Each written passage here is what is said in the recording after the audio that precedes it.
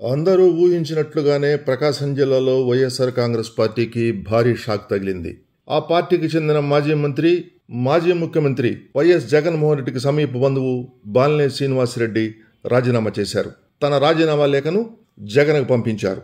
Party తీరుపై ఎన్నికల సమయం నుంచి అసంతృప్తిగా ఉన్నా ఇటీవల జగన్తో భేటీ అనంతరం కూడా బాలినేని తన బెట్టు వేడలేదు.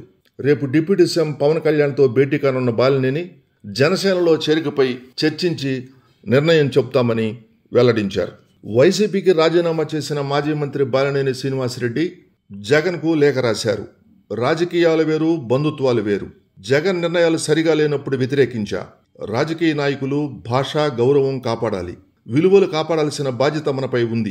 విలువలు నమ్ముకొని 5 సార్లు ఎమ్మెల్యే, 2 సార్లు మంత్రిగా పనిచేశాన్న కొంత తృప్తి, కొంత గర్వంగా కూడా ఉందన్నారు. ప్రజల తీర్పే తనకు శిరోధార్యమని పేర్కొన్నారు. వైసీపీలో తనకు అన్యాయం జరిగిందని, అన్ని రకాలుగా ఇబ్బందులు ఎదుర్కొన్నానని బాలినేని శ్రీనివాసరెడ్డి చెప్పారు. త్వరలోనే అన్ని విషయాలు బయటపెడతానని, డాక్టర్ వైఎస్ రాజశేఖర రెడ్డిపై ఉన్న ప్రేమతోనే ఇన్నేళ్లు జగన్తో కొనసాగానని తెలిపారు.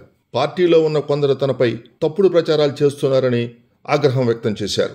పార్టీలో ఉన్నంతకాలం తాను పడ్డ ఇబ్బందులన్నింటినీ త్వరలో బయట పెడతానని మాజీ మంత్రి బాలినేని శ్రీనివాసరెడ్డి చెప్పారు. పార్టీలో కొందరు తనపై సోషల్ మీడియాలో తప్పుడు ప్రచారం చేశారని ఆగ్రహం వ్యక్తం చేశారు.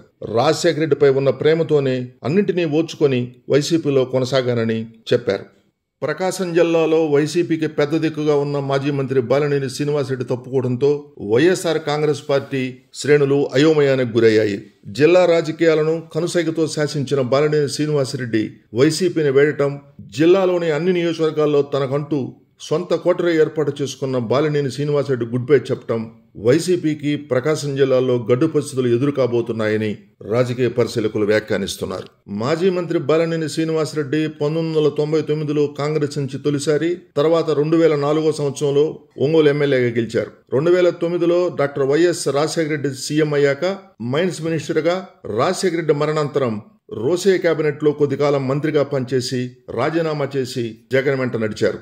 2012లో ఎమ్మెల్యే పదవికి రాజీనామా చేసి ఉప ఎన్నికల్లో గెలుపొందారు. 2014లో ఓడిపోయినా 2019లో మరలా గెలిచిన బాలినేని శ్రీనివాసరెడ్డి వైఎస్ జగన్ హయాంలో విద్యుత్ శాఖ మంత్రిగా పనిచేశారు.